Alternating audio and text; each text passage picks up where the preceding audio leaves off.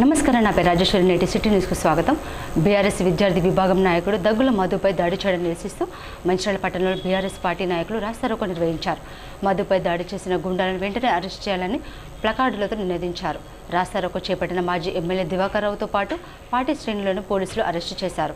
ఈ సందర్భంగా మాజీ ఎమ్మెల్యే దివాకర్ రావు మాట్లాడుతూ కాంగ్రెస్ ప్రభుత్వం అధికారంలోకి వచ్చిన తర్వాత బీఆర్ఎస్ నాయకులపై దాడులు పెరిగిపోయాయని అన్నారు. మంచిర్యాలలో ఎమ్మెల్యే ప్రేమసాగర్ రావు అనుచరుల ఆగడాలు శృతిమించిపోయాయని అన్నారు. పోలీసులు ప్రేక్షక పాత్ర పోషించడం సరికాదన్నారు. దాడులు చేయడం, దెబ్బలు తిన్నవారిపైన కేసులు పెట్టడం ఇంతవరకు సమంజసమన్నారు. ఎన్ని అక్రమ కేసులు పెట్టినా తాము పోరాడుతూనే ఉంటామన్నారు. ఈ కార్యక్రమంలో నాయకులు నడిపెల్లి విజిత్రావు, మంచిర్యాల నస్పూర్కు చెందిన పార్టీ నాయకులు, కార్యకర్తలు పెద్ద సంఖ్యలో తరలివచ్చారు. అరే జయరా, ఎన్నిసార్లు చెప్తున్నామండి? మేము డీజీపీ చెప్పినాం, అందరు చెప్పినాం.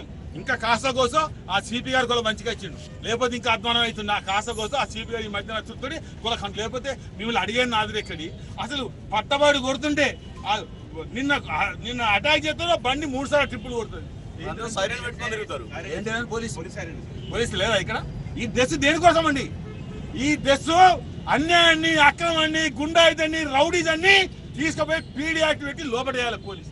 ఆ పని చేయాలని దయచేసి మేము కూడా 50 ఏళ్ళ నుంచి రాజకీయం చేస్తున్నాం. ఈ పని చేయలేము మేము. సెటిల్మెంట్లు తెలియదా? సెటిల్మెంట్ లక్షల కోట్లు వసూలు చేస్తున్నారు. మరి ఎవరికైనా ముడుతున్నాయో ఇంకా కూడా బయట పెడదాం. ఎవరికైనా ముడుతున్నాయో ఎవరైనా అన్ని బయట పెడతాం. అన్ని బయట పెట్టి ఒక్కొక్కరిగా మేమేం చేయం. ఆ తప్పు భగవంతుడే చూస్తాడు. తప్పుడే మిమ్మల్ని శిక్ష అయితే రాసి పెట్టుకోండి.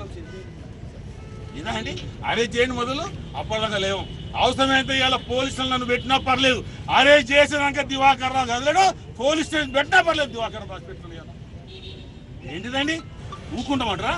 ఆనాడు అన్ని కుట్లు పడితే తప్పుడు కేసులు చేస్తాం. ఎంతమంది కొడుతున్నారండి? మీరేం దేనికి ఈ డ్రెస్ దేనికి ఇచ్చారు చెప్పండి? పోలీసులు దేనికోసం? అన్యాయాన్ని, అక్రమాన్ని, గుండాయిదాన్ని, రౌడీదాన్ని, ఈ గంజాయి బ్యాచ్ కూడా మీరు సహకరిస్తుందంటే ఎందుకంటే పోలీసు వ్యవస్థ దయచేసి చెప్పండి. నాకు బాగా రెస్పెక్ట్ ఉంది పోలీసు, నాకు బాగా రెస్పెక్ట్ ఉంది. నేను ఎప్పుడు కూడా అమర్యాద మాట్లాడను, మర్యాద మాట్లాడతాను. కానీ మేము అంతే మాట్లాడతాం. ఏం చేయాలి చేస్తున్నాం. ఎక్కడ తప్పించుకొని పోరు. ఇంకా 3 ఏళ్ళకి ఎక్కడున్నా కూడా ఈనాటిగా మాత్రం పోలీసులు చెప్పండి. ఎన్నిసార్లు చెప్తున్నాం? మీరేం చేస్తున్నారు? ఎందుకు అరెస్ట్ చేస్తలేరు? ఈ సెటిల్మెంట్ ఎందుకు డబ్బులు పంచుకుంటారు? నిన్నట్టనే డబ్బులు అరెస్ట్ చేయరా? అది సాధ కాదా? మమ్మల్ని చెప్తారు.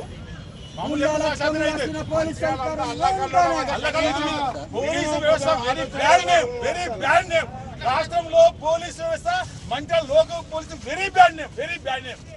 ఇలా నేను చెప్పడం కాదు, ఇలా ఎంక్వైరీ చేయండి. ఇంటెలిజెన్స్ తోటి 100 మందిని అడిగితే 99 మంది ఇక్కడ చేస్తున్న గుండాయిదానికి పోలీసులు నిమిత్తం మాత్రం. ఏంటిదండి? ప్రజాసం ఉందా లేక చెప్పండి. కొడుతుంటే మీరు అరెస్ట్ చేయరా? ఎవరిని ఎంతమంది అరెస్ట్ చేసి చెప్పండి? ఎంతమంది కుట్టుబడ్డాయి? ఎంతమంది దెబ్బలు తాకినాయి? ఎంతమంది దాడి చేస్తున్నావు? ఎవరిని అరెస్ట్ చేశారు? కాంగ్రెస్ వాళ్ళని ఎవరిని అరెస్ట్ చేసి చెప్పండి. ఈ నాయకత్వం వహించిన ఎవరిని అరెస్ట్ చేశారు? పోలీస్ స్టేషన్ లో చెప్పదాను. కొంతమంది ప్రజా నాయకులు పోలీస్ స్టేషన్ లో తాగి బండి లోపలికి వస్తాను నిమిత్తం మాత్రం పోలీసులు చెప్తున్నా కదా. ఆ ఫోటోలనే మేము పెడుతున్నాం. ఆ ఫోటోలనే ఏదైతే నస్పూర్ పోలీస్ స్టేషన్ లో తాగి వెహికల్ లోపలికి వచ్చి ప్రజాప్రతినిధులు తాగితే మీరేం పట్టించుకుంటలేరు. ఏంటిదంటే అది పోలీస్ స్టేషన్. మేము కూడా ఎమ్మెల్యే కాకముందు, ఎమ్మెల్యే అయినాక మేము కూడా ఆగి అక్కడ లోపలి పోయేవాళ్ళం. ఇవాళ డైరెక్ట్ పోలీస్ స్టేషన్ లోపలి తాగి పోలీసులు పోతే పోలీసు ఏం చేయాలా? అప్పుడే దానికని డ్రైవ్ లోపల వేయాలి కదా. ఎందుకంటే భయం. ఇక్కడ కలిసి ఇంకోడ పోలీసు ఉంటుంది, ఇక్కడ కలిసి ఇంకొకటి ఉంటారు పోలీసులు. పర్మనెంట్ కాదు ఎవరేం పర్మనెంట్ ఏం చేయరు. రాజకీయ నాయకులు ప్రభుత్వం మారుతుంది. కానీ మీకు ఎందుకు భయం? మీరు ఎందుకు చర్య తీసుకుంటలేరు? ఈ మూటను ఎందుకు అరికట్టలేరు? ఈ గంజాయి బ్యాచ్ మీరు ఎందుకు అరికడతలేరు చెప్పండి. ఇలా గంజాయి బ్యాచ్లు మీరు ఎందుకు అరికడతలేరు? ఎందుకు వాళ్ళ చర్య తీసుకుంటలేరు? ఎందుకు సుమూటంగా అరెస్ట్ చేయడం లేదు? వాళ్ళ ఇంట్లో ఇలా రేడ్ చేస్తే దొరుకుతాయి. మా ఇంట్లో ఎందుకండి? మరోవైపు దగ్గుల మధుపై దాడి విషయంలో తమ ఎమ్మెల్యే కొక్కిరాల ప్రేమసాగర్ రావుపై బీఆర్ఎస్ నాయకులు తప్పుడు ఆరోపణలు చేయడాన్ని నిరసిస్తూ కాంగ్రెస్ పార్టీ నాయకులు రాస్తారోకో నిర్వహించారు. బీఆర్ఎస్ నాయకుడు నడిపెల్లి విజిత్రావు యువతను గంజాయి బానిసలుగా చేస్తున్నారని, సోషల్ మీడియా పేరుతో తప్పుదోవ పట్టిస్తున్నారని బ్లాక్ కాంగ్రెస్ నాయకుడు పూదారి తిరుపతి మాజీ మున్సిపల్ చైర్మన్ సిరిమిల్ల వేణు ఆరోపించారు.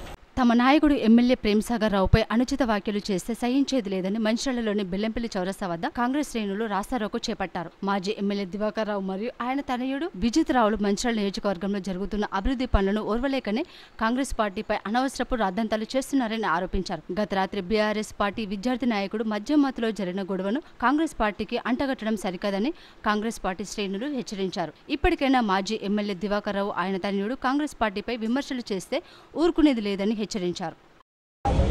ఏదైతే నిన్న జరిగినటువంటి సంఘటన ఏదైతే ఉందో దగ్గుల మధుకర్ మీద దాడి చేసిన సంఘటన ఏదైతే ఉందో దాన్ని ఉద్దేశపూర్వకంగానే కావాల్సుకొని విజిత్ రావు మాజీ ఎమ్మెల్యే దివాకర్ వీళ్ళు కావాల్సుకొని దీన్ని ఇలా నాటకంగా వక్రీకరించడం జరుగుతుంది. ఏదైతే గత కొన్ని రోజుల నుండి సుమారు గడిచిన ఒక 10-20 రోజుల నుండి దగ్గుల మధుకర్ అనే వ్యక్తి నాకు తరచూ ఫోన్ చేయడం జరుగుతుంది. ఫోన్ చేస్తూ పదే నాకు ఫోన్ చేస్తే నేను చాలాసార్లు ఆయన ఫోన్ కట్ చేయడం జరిగింది. మరి నేను గనక ఫోన్ లిఫ్ట్ చేయకపోతే నా పక్కనున్న మిత్రులకు కానీ నా కార్ డ్రైవర్ కానీ ఫోన్ చేసి ఎక్కడున్నారు ఏం చేస్తున్నారని అడగడం జరిగింది. ఇలా తరచూ చేస్తున్నాడు. నిన్న సాయంత్రం ఏదైతే కలెక్టర్ ఆఫీస్ కాడ మధుకర్ అనే వ్యక్తి మాకు కలవడం జరిగింది. ఏమైంది నా పని చేస్తలేవు, నా ఫోన్ లిఫ్ట్ చేస్తలేవు అంటే సరే నేను కలిసినప్పుడు కలుద్దాం తర్వాత నేను చేసి పెడతా అని చెప్పేసి మాకున్న పాత పరిచయం ద్వారా చెప్పడం జరిగింది. ఏదైతే నిన్న రాత్రి సుమారు 8-9 గంటల ప్రాంతంలో నేను మన జగన్మోహన్ రావు గారి ఇంటికి వెళ్ళడం జరిగింది. నేను అక్కడికి వెళ్ళే సమయానికి అక్కడ ఉన్నటువంటి వ్యక్తులతోటి దగ్గుల మధుకర్ అనే వ్యక్తి గొడవ పెట్టుకోవడం జరుగుతుంది. నేను అక్కడికి వెళ్ళిన తర్వాత ఆ గొడవలను ఆపడం జరిగింది. ఏదైతే మధుకర్ మన ప్రాంతానికి చెందిన వ్యక్తి కదా అని చెప్పేసి ఆ యొక్క గొడవను ఆపడం జరిగింది. ఆపి అక్కడ ఉన్నటువంటి నేను మధుకర్ని అక్కడి నుంచి పంపించడం జరిగింది. నేను ఆయన అక్కడి నుంచి వెళ్ళిపోయిన తర్వాత అక్కడ ఉన్న వాళ్ళని అడిగిన గొడవ ఎందుకు జరుగుతుందంటే అన్న తాగొచ్చి ఇక్కడికి వచ్చి ఇష్టం వచ్చినట్టు మాట్లాడిండు అన్న, ఇక్కడికి వస్తే మీరేం దిగుతారు మీరేం చేస్తారని చెప్పేసి మా మీద ఇష్టం వచ్చినట్టు మాట్లాడిందని చెప్పేసి అక్కడ ఉన్న వాళ్ళు చెప్పడం జరిగింది. అక్కడి నుంచి వచ్చిన వ్యక్తి ఇవాళ ఏదైతే విజిత్ రావు చెప్పినట్టు కావాల్సుకొని నన్ను ఉద్దేశపూర్వకంగానే నన్ను అక్కడికి తీసుకువెళ్ళి నన్ను కొట్టిరని చెప్పేసి ఒక దొంగ నాటకం ఆడుతుండు. అది కరెక్ట్ అయిన పద్ధతి కాదు, అది నిజంగా తప్పు. నేను దయచేసి ఏదైతే దివాకర్ రావు విజిత్ అంటారో పోలీసు వాళ్ళను ఈ సందర్భంగా నేను కూడా పోలీసు వాళ్ళను రిక్వెస్ట్ చేస్తున్నాను. దయచేసి నా call data Daggula Madhukar call data తీయండి. గత 15-20 రోజుల నుంచి ఎవరెవరికి ఫోన్ చేస్తున్నారు, ఎవరెవరు ఫోన్ చేస్తున్నారు, ఎవరింటికి ఎవరు దౌర్జన్యానికి వెళ్ళిరని చెప్పి సందర్భం తెలుసు. గతంలో కూడా 2-3 సార్లు అక్కడ జగన్మోహన్ రావు గారి ఇంటి మీదకి దౌర్జన్యానికి వెళ్ళడం జరిగింది. పెద్దలు మా ప్రేమ్సాగర్ రావు గారి ఇంటి మీద కూడా మీరు దౌర్జన్యం చేయడం జరిగింది.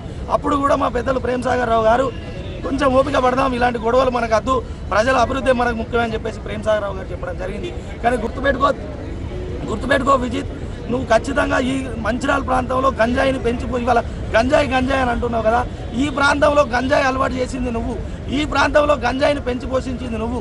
ఇలా నీతోటి ఉన్న యువకులు గంజాయి తాగి మత్తు పదార్థాలకు బానిసలై ఇవాళ ఎక్కడ పడితే అక్కడ గొడవలకు వెళ్ళడం జరుగుతుంది. నువ్వు ఈ మంచిర్యాల ప్రాంతంలో గంజాయిని పెంచి పోషిస్తున్నావు.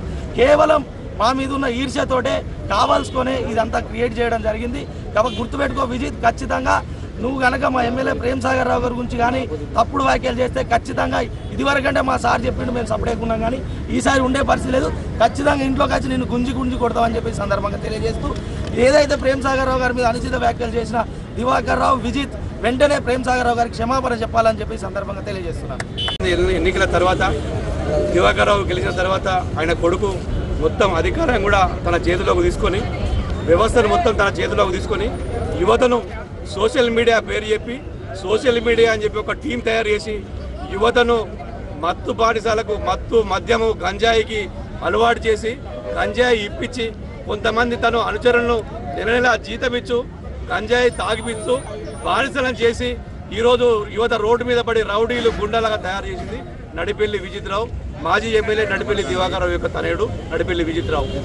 తాను ఈరోజు మాట్లాడుతుండ్రు గతంలో కాంగ్రెస్ ప్రభుత్వము, ఇప్పుడు కాంగ్రెస్ ప్రభుత్వం వచ్చినాక ఎవరైతే మత్తు పదార్థాలు గంజాయి ఎవరైతే స్మగ్లింగ్ చేస్తారో తాగుతారో సప్లై చేస్తారో వాళ్ళందరి మీద కూడా కేసులు నమోదు చేయడం జరిగింది. మీకు అందరికీ తెలుసు, గత 2 సంవత్సరాల నుంచి కూడా పోలీసు వాళ్ళు ఎక్కడికెక్కడ స్ట్రిక్ట్ చేస్తూ ఎవరైతే గంజాయి సప్లై చేస్తారో అందరి మీద కూడా కేసులు పెట్టడం జరిగింది. గౌరవ ముఖ్యమంత్రి గారు కూడా చెప్పడం జరిగింది, యువతను తప్పుదారి పట్టిస్తారు, ఈ గంజాయి ఎవరైతే సప్లై చేస్తారో వాళ్ళందరినీ శిక్షించాలని చెప్పడం జరిగింది. దానిలో భాగంగానే మంచిర్యాల నుండి పోలీసు వ్యవస్థ చాలా స్ట్రిక్ట్గా వ్యవస్థ గంజాయి తాగే వాళ్ళని కానివ్వండి, గంజాయి అమ్మే వాళ్ళని కానివ్వండి తొక్కి పాలిస్తూ ఉక్కుపాదం మోపుతున్నారు.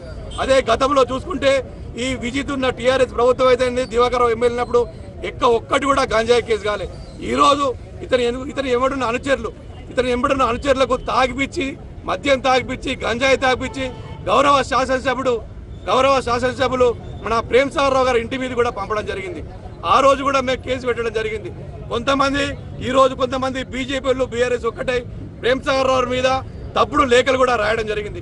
అదేవిధంగా టీఆర్ఎస్ చూసుకుంటే భూమి సెటిల్మెంట్లు, షాపులపైన హోటళ్లపైన దౌర్జన్యం, దాడులు, కలెక్షన్ చేయడం, వసూలు చేయడం, పార్టీ పనులతోటి వసూలు చేయడం. ఈరోజు వాళ్ళందరూ కూడా ఈరోజు భయపడి జాక్కుంటారు. ఎందుకంటే పాత కేసులు ఇస్తే మా మీద ఎక్కడ పడతామని చెప్పి భయపడి జాక్కుంటారు. సిద్దిపేట జిల్లా గజ్వేల్ నియోజకవర్గం పరిధిలోని పలు మండలాల లబ్ధిదారులకు మంత్రి గడ్డం వివేక్ వెంకటస్వామి ఇందిరమ్మ ఇళ్ల మంజూరు పత్రాలను పంపిణీ చేశారు. ఈ సందర్భంగా మంత్రి గడ్డం వివేక్ వెంకటస్వామి మాట్లాడుతూ, ఆనాడు ఇందిరమ్మ పేద ప్రజల కోసం ఇందిరమ్మ ఇళ్లను అందించి పేద ప్రజల గుండెలో నిలిచారని, పేద ప్రజల అభివృద్ధికి సీఎం కంకణం కట్టుకున్నారన్నారు. 10 లక్షల వరకు రాజీవ్ ఆరోగ్యశ్రీ పథకం ద్వారా పేద ప్రజల ఆరోగ్యం కోసం ప్రభుత్వం ఖర్చు చేస్తుంది. అంతకంటే ఎక్కువ ఖర్చు అయితే సీఎం రిలీఫ్ ఫండ్ ద్వారా ఇస్తున్నాం. గజ్వేల్ నియోజకవర్గంలో 200 కోట్లతో ఇంటిగ్రేటెడ్ స్కూల్ ఏర్పాటు చేస్తున్నామని, సన్నవడ్లకు 500 రూపాయల బోనస్ ద్వారా లబ్ధి చేకూరుతుందన్నారు. మేనిఫెస్టో లేకున్నా 13,000 కోట్లతో సన్నబియ్యం పంపిణీ చేస్తున్నాం. సొంత ఇల్లు ఉండాలనే పేద ప్రజల కోరిక మేరకు రాష్ట్ర ఆర్థిక పరిస్థితి బాగా లేకున్నా బీద ప్రజలకు సాయం చేయాలనే ఉద్దేశంతో ప్రభుత్వం ఇందిరమ్మ ఇళ్లను మంజూరు చేస్తుందన్నారు.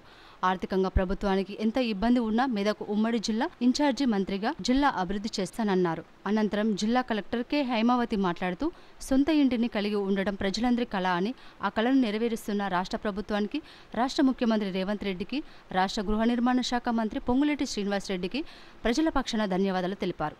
ప్రభుత్వం మంజూరు చేసిన ఈ ఇండ్లను 6 నెలలు పూర్తి చేసుకుని పండుగ వాతావరణంలో గృహప్రవేశాలు చేసుకోవాలని ఆకాంక్షిస్తున్నారని అన్నారు. ఇందిరాగాంధీ గారు ఈ దేశ ప్రధానమంత్రి ఉన్నప్పుడు బీద ప్రజలకు అందరికీ కూడా ఆ రోజులలో మనకు పట్టాలు ఇవ్వడము, ఇందిరమ్మ ఇల్లు కట్టించడం జరిగింది. అది 1990లో ఇందిరాగాంధీ గారు ప్రధానమంత్రి ఉన్నప్పుడు గరీబీ హఠావో అంటే పేద ప్రజలకు న్యాయం చేయాలి, ఆదుకోవాలి ప్రభుత్వం అని చెప్పి ఆ రోజులలో ఇందిరాగాంధీ గారు ఈ గరీబీ హఠావో ద్వారా పేద ప్రజలకు ఇల్లు స్థలాలు ఇప్పించడం, పేద ప్రజలకు ఇల్లులు కట్టించడం జరిగింది. తర్వాత 12 సంవత్సరాల క్రితము కాంగ్రెస్ ప్రభుత్వం ఉన్నప్పుడు అప్పుడు కూడా మళ్ళొకసారి పేద ప్రజలందరికీ కూడా ఇందిరమ్మ ఇల్లు కావాలని చెప్పి ఆ రోజులలో చాలా మంది ఆ స్కీమ్ ద్వారా ఇల్లులు కూడా కట్టుకోవడం జరిగింది. తర్వాత అందరూ కూడా ఎదురు చూస్తున్నారు, అరే మనం కూడా డబుల్ బెడ్రూమ్ ఇల్లు ఉంటే బాగుంటుంది, మనం అదులను ఇంకొక గదిపోవచ్చు అని చెప్పి అందరూ కూడా ఎదురు చూస్తారు. కానీ చాలా మందికి రాలేదు. నేను ఇప్పుడే రికార్డ్ చేస్తున్నాను, గజ్వేల్లో కేవలం సుమారు 2,500 డబుల్ బెడ్రూమ్ ఇల్లే కట్టడం జరిగింది. కానీ ఈసారి ప్రజాపాలనలో చాలా మంది పోయి మాకు ఇల్లు కావాలి అని చెప్పి అప్లికేషన్ పెట్టుకున్నారు. ఈ ప్రజాపాలనలో సుమారు 12,000 అప్లికేషన్ ఈ మన సిద్దిపేట డిస్ట్రిక్ట్లో, ప్రత్యేకంగా మన గజ్వేల్లో 3,000 ఇల్లు కూడా శాంక్షన్ కావడం జరిగింది. అంటే రేవంత్ రెడ్డి గారు మొన్న ఎలక్షన్లలో అందరికీ మాట ఇచ్చినారు, మనము పేద ప్రజలను ఆదుకునే అవసరం ఉన్నది, ప్రజల కోసం ఈ ప్రభుత్వం వచ్చింది, ప్రజాపాలన మంచిగా నడిపించాలి అని చెప్పి రేవంత్ రెడ్డి గారు ఒక కంకణం కట్టుకొని ఈ రాష్ట్రాన్ని పరిపాలిస్తున్నారు. మీరందరూ కూడా చూస్తున్నారు, ఎలక్షన్ అయిన తర్వాత అందరికీ ఏదైతే మాట ఇచ్చినారో ఆ మాట ప్రకారంగానే మనకు 200 యూనిట్లు ఫ్రీ ఏదైతే చెప్పినారో దాని ప్రకారంగానే మన ఈ డిస్ట్రిక్ట్లో సుమారు 1,86,466 మందికి 200 యూనిట్లు ఫ్రీ జీరో కరెంట్ బిల్లింగ్ జరుగుతుంది. దాంతో పాటు 500 రూపాయల గ్యాస్ గృహజ్యోతి కార్యక్రమం కింద సుమారు 1,00,000 79,000 మంది బెనిఫిషరీస్ వారు సుమారు 22 కోట్లతో అందరి 500 రూపాయల గ్యాస్ సిలిండర్ కూడా లభించడం జరుగుతుంది. కానీ రేవంత్ రెడ్డి గారు అన్నారు మన కోవిడ్ సమయంలో చాలా మంది ఇబ్బంది పడ్డారు. హాస్పిటల్ పోవాలనుకుంటే మనకు వైద్యం కోసం స్కీమ్ లేదు. మనం ఎక్కడైనా రాజు ఆరోగ్యశ్రీ స్కీమ్ కింద 10 లక్షల రూపాయలు శాంక్షన్ చేసి ఎవరైతే బాధపడుతున్నారో, హాస్పిటల్కి వెళ్తున్నారో, ప్రైవేట్ హాస్పిటల్కి వెళ్తున్నారో వారికి సుమారు 10 లక్షల వరకు రాజు ఆరోగ్యశ్రీ స్కీమ్ కూడా వర్తిస్తుంది. ఎవరైతే 10 లక్షల కన్నా ఎక్కువ ఖర్చు అయిందో వారికి చీఫ్ మినిస్టర్ రిలీఫ్ ఫండ్ ద్వారా కూడా చాలా మందికి ఎవరైతే ఎమ్మెల్యేలు రాస్తారో వాళ్ళందరికీ కూడా సీఎం రిలీఫ్ ఫండ్ ఇవ్వడం జరిగింది. మొన్న పోయిన సంవత్సరం కూడా సుమారు 900 కోట్ల రూపాయలతో సీఎం రిలీఫ్ ఫండ్ ఇవ్వడం జరిగింది. కానీ అది సరిపోదు. మన పిల్లలకు మంచి స్కూల్ ఎడ్యుకేషన్ కావాలి. బీద ప్రజలకు ఎక్కువ ఖర్చులు వైద్యము విద్య మీద ఉందని చెప్పి కొత్త స్కూళ్ళు కూడా శాంక్షన్ చేయడం జరిగింది. ఇప్పుడే కలెక్టర్ గారికి కడుతున్నారు. మనకి ఈ ప్రాంతంలో కూడా ఒక ఇంటిగ్రేటెడ్ స్కూల్ వచ్చే అవసరం ఉన్నది. సుమారు 200 కోట్లతో త్వరలోనే మీకు ఒక ఇంటిగ్రేటెడ్ స్కూల్ కూడా నేను ముఖ్యమంత్రి గారితో మాట్లాడి ఈ ప్రాంత ప్రజలకు ఒక ఇంటిగ్రేటెడ్ స్కూల్ కూడా శాంక్షన్ చేస్తున్నారు. దీంతో పాటు మీరు చూస్తారు రాష్ట్ర ప్రభుత్వము మనందరికీ ఏదైతే సంఘటన కోసం 500 రూపాయల బోనస్ ఏదైతే అనౌన్స్ చేసినారో పోయినసారి అందరూ రైతులు ఈ 500 రూపాయలు ఈ సన్నబియ్యం ద్వారా అందరూ కూడా చాలా లాభం పొందడం జరిగింది. రైతులు ప్రజలకు మంచిగా భోజనం చేయాలి, సన్నబియ్యం స్కీమ్ తీసుకురావాలి. ఎప్పుడు కూడా ఇంతకుముందు మేనిఫెస్టోలో కూడా సన్నబియ్యం గురించి కాంగ్రెస్ పార్టీ ఎప్పుడు మాట్లాడింది. కానీ రేవంత్ రెడ్డి గారు అన్నారు లేదు మన పిల్లలకు మంచి భోజనం ఇవ్వాలి. ఇంతకుముందు దొడ్డు బియ్యం ఇచ్చేది సుమారు 13,000 కోట్ల రూపాయలతో మన ప్రజలకు సన్న బియ్యం ఇవ్వడం జరుగుతుంది. మొన్న కూడా చాలా చోట్ల 3 నెలల రేషన్ కూడా 6 కిలోలు బియ్యం ఒక్కొక్క మనిషికి మన రాష్ట్ర ప్రభుత్వం ఇవ్వడం జరిగింది. ఒక మంచి స్కీమ్ ఎవరు కూడా ఊహించలేదు. కానీ ఈ స్కీమ్ ద్వారా మనందరికీ కూడా ఈ సన్న బియ్యం లభించడం జరుగుతుంది. ఇది సరిపోదు, రైతులకు రైతు భరోసా ఇవ్వాలని చెప్పి మొన్న ముఖ్యమంత్రి గారు కూడా అనౌన్స్ చేయడం జరిగింది. ఈ వచ్చే వారం 10 రోజులలో అందరు రైతులకు ఎవరైతే అర్హత ఉన్నదో వాళ్ళందరికీ కూడా రైతు భరోసా స్కీమ్ ద్వారా 6,000 రూపాయలతో అందరి ఎకరానికి అందరికీ కూడా ఇవ్వడం జరుగుతుంది. ఆర్థిక పరిస్థితి మీ అందరికీ తెలుసు.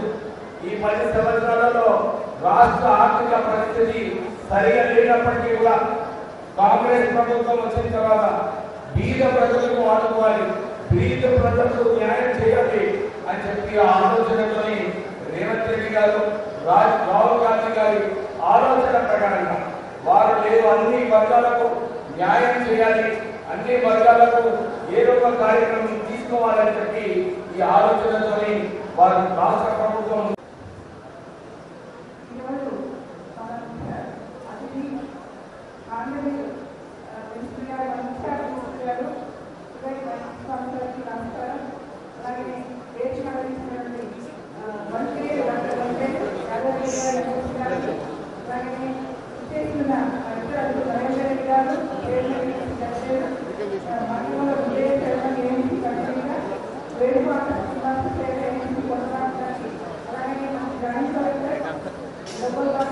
జాయింట్ కలెక్టర్ రెవెన్యూ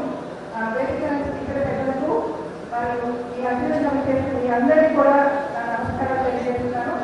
ముఖ్యంగా ఈరోజు మిమ్మల్ని అందరినీ ఇంతమంది ఉపచోట సమావేశం అవ్వడం చాలా ఆనందంగా ఉంది. ముఖ్యంగా మీరందరికీ కూడా అంటే జీవితంలో ప్రతి ఒక్కరికి ఒక కోరిక ఉంటుంది కదా, ఒక సొంత ఇంటి అనేది కళగా ఉంటుంది. సో ఆ కళని మీ అందరికీ నెరవేర్చడం మన ఆంధ్రప్రదేశ్ చీఫ్ మినిస్టర్ గారు రేవంత్ రెడ్డి గారు అలాగే ఇది మీ అందరికీ ఒక మంచి సువర్ణ కల్పించడం. మీ అందరికీ కూడా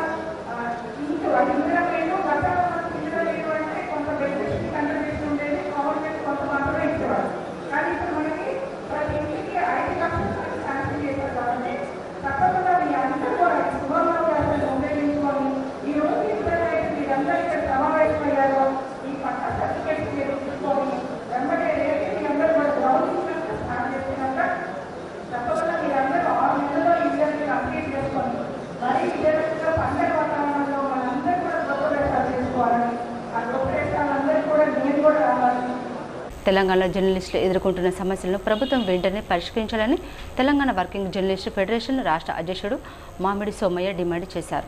శ్రీరాంపూర్ ప్రెస్ క్లబ్లో TWJF మంచిర్యాల జిల్లా తృతీయ మహాసభ ఘనంగా జరిగింది. ఈ మహాసభకు యూనియన్ రాష్ట్ర అధ్యక్షుడు మామిడి సోమయ్య ముఖ్య అతిథిగా హాజరయ్యారు. ఈ సందర్భంగా ఆయన మాట్లాడుతూ జర్నలిస్టులకు అండగా నిలిచి సమస్యలపై పోరాడే ఏకైక యూనియన్ TWJF అని అన్నారు. రాష్ట్రంలోని జర్నలిస్టుల సంక్షేమం కోసం పాటుపడుతున్నామని అన్నారు. అన్ని జిల్లాల్లో TWJF యూనియన్ బలపడుతుందని, ఈ నేపథ్యంలో అవగాహన లోపంతో ఫెడరేషన్పై అనుచిత వ్యాఖ్యలు చేస్తున్నారని ధ్వజమెత్తారు. గత ప్రభుత్వానికి ఒక యూనియన్ వంతపాడితే ప్రస్తుత ప్రభుత్వానికి మరొక యూనియన్ వంతపాడుతుందని ఎద్దేవా చేశారు. జిల్లాలో TWJF యూనియన్ బలోపేతానికి కృషి చేస్తున్న జిల్లా నాయకులను మామిడి సోమయ్య అభినందించారు. అనంతరం IFWJ జాతీయ కార్యదర్శి పులిపలువుల ఆనందం మాట్లాడుతూ రాష్ట్రంలోని వర్కింగ్ జర్నలిస్టులందరికీ 20,000 రూపాయల పెన్షన్ ఇవ్వాలని ప్రభుత్వాన్ని డిమాండ్ చేశారు. TWJF రాష్ట్ర ఉపాధ్యక్షుడు బండి విజయ్ కుమార్ మాట్లాడుతూ జర్నలిస్టులకు గత ప్రభుత్వం ఎలాంటి సంక్షేమ పథకాలు చేపట్టలేదని, జర్నలిస్టులకు అనేక సౌకర్యాలు కల్పిస్తామని అధికారంలోకి వచ్చిన ప్రస్తుత ప్రభుత్వం కూడా జర్నలిస్టులకు మొండి చేయి చూపిందని అన్నారు. ఈ మహాసభలో సిపిఐ రాష్ట్ర కార్యదర్శి వర్గ సభ్యుడు Kalaveni Shankar, federation national council member, Karimnagar జిల్లా కార్యదర్శి కుడితాడు బాపురావు, నేషనల్ కౌన్సిల్ సభ్యుడు యూసుఫ్, జిల్లా సన్నాహక committee convener Mittapalli Madhu, co convener Venkataswamy తదితరులు పాల్గొన్నారు. కాగా Telangana working journalist federation Mancherial జిల్లా నూతన కార్యవర్గ ఏకగ్రీవంగా ఎన్నికైంది.